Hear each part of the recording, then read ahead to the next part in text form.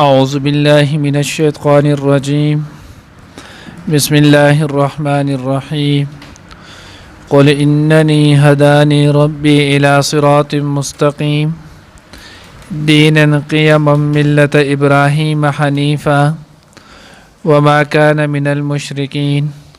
قل إن صلاتي ونسكي ومحياي ومماتي لله رب العالمين لا شريك له وبذلك أمرت وأنا أول المسلمين. نرینی درس کی بھائی انشاءاللہ العزیز سورۃ انعام پارہ نمبر 8 رکوع نمبر 20 آیات نمبر 161 62 63 درې آیاتونه چې نه نو هغه به ویل کېږي. اوس دې آیات کې الله جل جلاله فرمایي تو ورته ووایه ای پیغمبر چې انني هداني ربي ما ته هدایت کړی چې نو هغه زما رب الی صراط مستقیم د سمې لارې زه چې نو هغه ستاسو په شانتې په خواهشات نفسانیو باندې نه چلیږم. زه محض د الله رب العزت چې نو هغه په حکم باندې چلیږم. ما ته د الله رب العزت د طرف چې نو هغه حکم دی، ما ته د الله پاک د طرف نو وحی کیږي. نو ما ته الله رب العزت چې نو هغه هدایت کړی د صراط مستقیم. وز دغه صراط مستقیم چې نو هغه څه دی؟ نو صراط مستقیم چې نو هغه دا دی نمبر 1 چې تاسو د الله سره شریک مه جوړوئ، مور و پلار سره احسان کوئ، خپل اولاد د فقر و فاقې د وجې نه چې نو هغه مه قتلوئ، فواحش کارون ته چې نو هغه مه نږدې کیږئ، که هغه ظاهري وي او که باطني. بل مسلمان بلا وجه چې نو هغه څوک مسلمان مه قتلوئ. د یتیم مال ته چې نو هغه مه نږدې کیږئ. ناب تول چې نو هغه پوره کوئ. کله چې تاسو خبره کوئ نو خبره په عدل او انصاف سره کوئ. او د الله رب العزت چې څومره وعدې تاسو سره دي نو د هغې ټولو وعدو چې نو هغه پاسداري کوئ. بیا الله وایي وان هذا صراطي مستقیمه فاتبعوه، دا زما چې نو صراط مستقیم او سمه لار ده، د دې لارې چې نو هغه تاسو تابعداري وکړئ. سورۃ انعام رکوع نمبر 18 کې چې نو هغه دا 13 ول 19 کې. نو وګوره الله رب العزت وایي چې تاسو دا خبرې کوئ دا صراط مستقیم دی. حضور علیه الصلاۃ والسلام وایي ما ته الله رب العزت د دغه صراط مستقیم چې نو هغه څه کړی دی؟ هدایت کړی دی. دینا قیما ملت ابراهیم،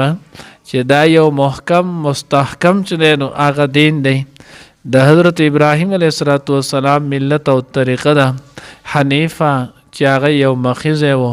حنیف چې هغه حق دین طرف ته نو هغه مایل ولو. نو دې کې اوس دغه مشرکانو باندې رد وشو. دینا قیما ملت ابراهیم حنیفه، تاسو خو اسی دا چغې وباسئ چې مونږ په ابچینو ملت ابراهیمی باندې یو، ابراهیم علیه السلام په دین باندې مونږ چلیږو. نو الله وایي د ابراهیم علیه السلام دین داغه طور او داغه طریقه خدا وه. وما کان من المشرکین، داغه خو د مشرکانو نو، داغه خو شرک نو هغه نه کولو. نو تاسو څنګه بیا داغه نام لیوایئ؟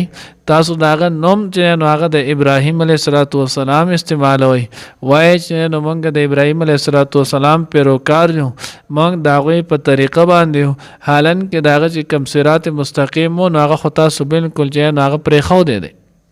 تاسو خو به بل طرف چې نو هغه روان یئ. قل ان صلاتي ونسكي ومحياي، تو ورته وایه ای پیغمبر چې زما منځو، زما قربانی، زما ژوند، زما مرګ لله رب العالمین، د الله د پاره دی چې هغه پالونکی دی د تمام مخلوقو. اوس اعمال صالحه چې نو د هغې ذکر کېږي. نو اعمال صالحه کې د ټولو نه وړاندې چې نو هغه مونځ ذکر شولو. ځکه په اعمال صالحه کې د مونځ نو د ایمان نه وروستو د ټول نه لویه درجه چې نو هغه د مونځ ده.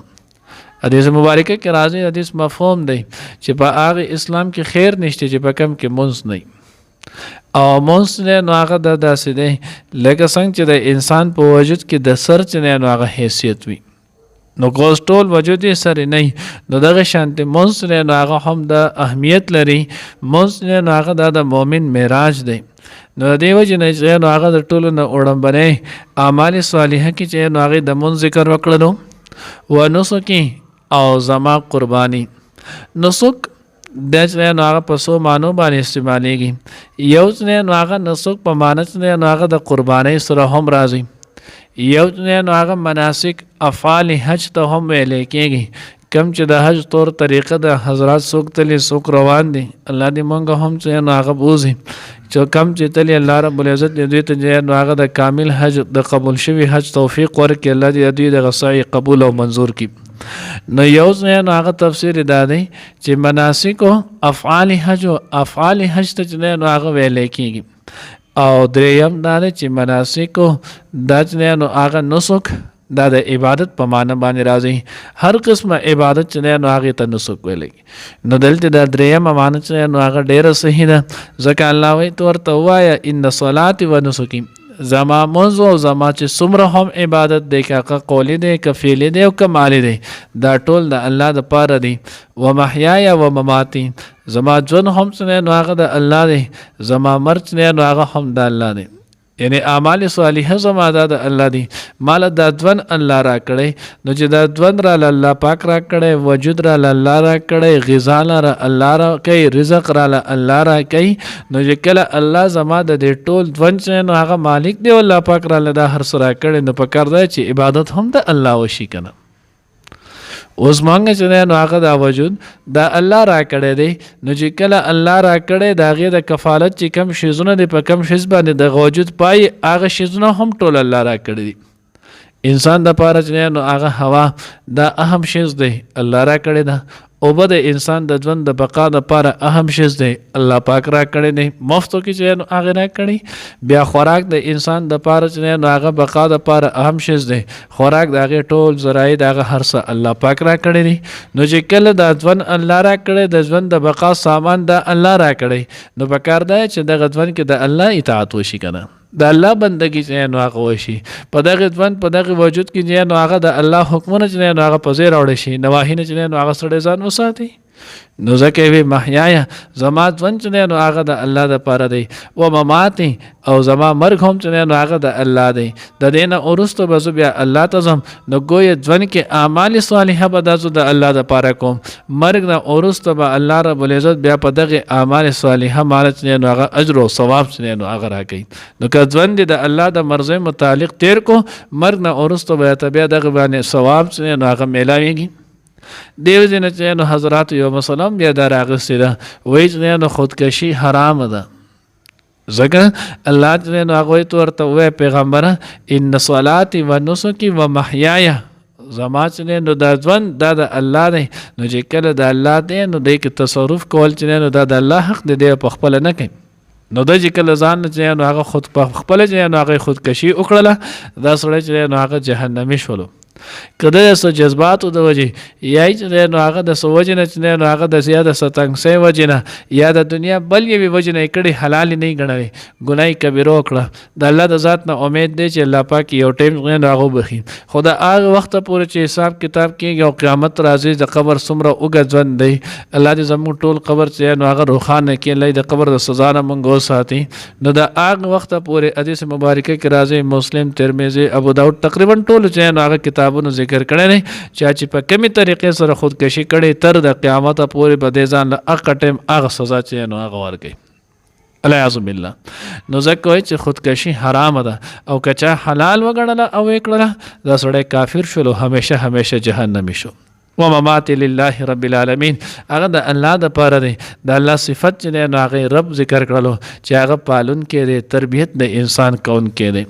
لا شریک له وبذالک امرت د الله سره څوک شریک چې نو هغه نشته وبذالک او په دغه باندې امرت ماته حکم کړی شوی دی وانا اول المسلمین زه د ټول نه وړاندې چې نو هغه فرماندار يم د ټول نه وړاندې چې نو هغه مسلمان یم ځکه د الله پیغمبر د ټولو نه مخکې چې نو هغه مخاطب د الله پاک پیغمبر وي نو د ټولو نه وړاندې زویم زویم د الله پیغمبر دا خی چې ګوره زه تاسو ته چې کومه خبره کوم نو لاول دغه زما په خپله منلې ده نو د ټولو نه وړاندې انا اول المسلمین زه د ټولو نه وړاندې غاړه ایښودونکی نو چې ما الله ته غاړه ښودې نو تاسو هم الله ته غاړه کښېنئ الله دې موږ له توفیق راکړي